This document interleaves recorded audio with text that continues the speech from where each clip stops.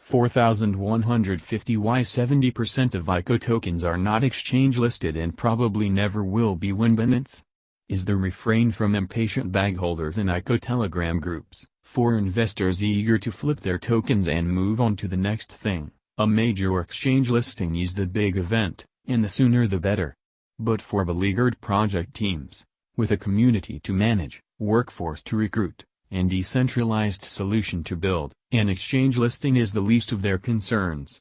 It's also the most expensive. Creating a token is easy.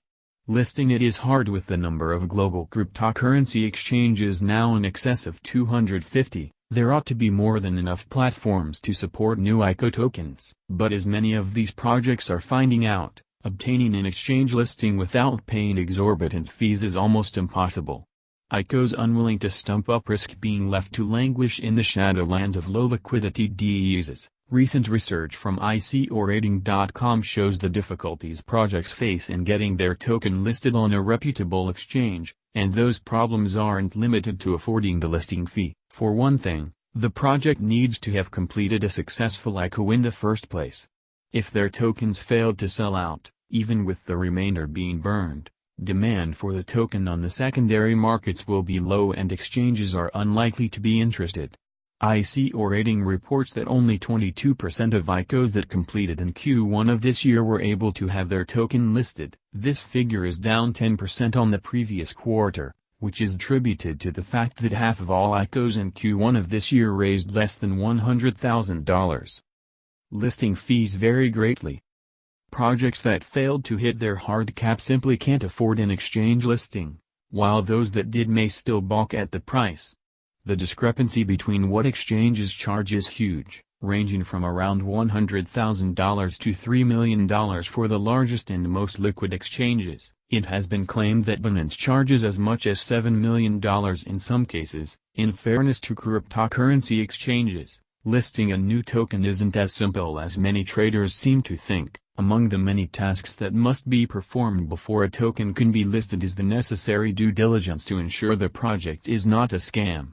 Should a token later be discovered to be one, it risks affecting the platform's reputation, as happened when Centra was revealed to be a fraud, prompting KuCoin and Binance to hastily delist it.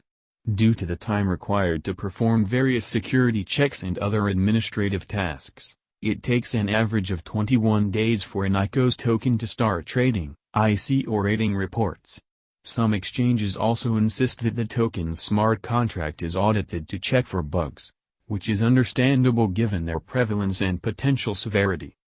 Exchanges can't always be relied on even after securing an exchange listing. It is not always plain sailing for ICOs. There have been instances of exchanges delisting tokens without warning. Regulatory pressure can also take its toll. If there are rumors that a certain token risks being labeled a security, exchanges can get spooked and delist it to be safe. Given the haste with which newly listed tokens can be pumped, dumped, and then left to die a lingering death, with the project still months away from launch, it's no wonder that some ICOs are hesitant to have their token listed before their beta is ready and there's genuine demand for their token. For each problem an exchange listing solves, it introduces several more. Be it through choice or necessity, 70% of this year's ICO tokens have yet to make an exchange. Most of them never will. Do you think ICOs should try to have their token listed as soon as possible, or is it better to wait until the project is ready? Let us know in the comments section below. Images courtesy of Shutterstock. Need to calculate your Bitcoin holdings? Check our tools section.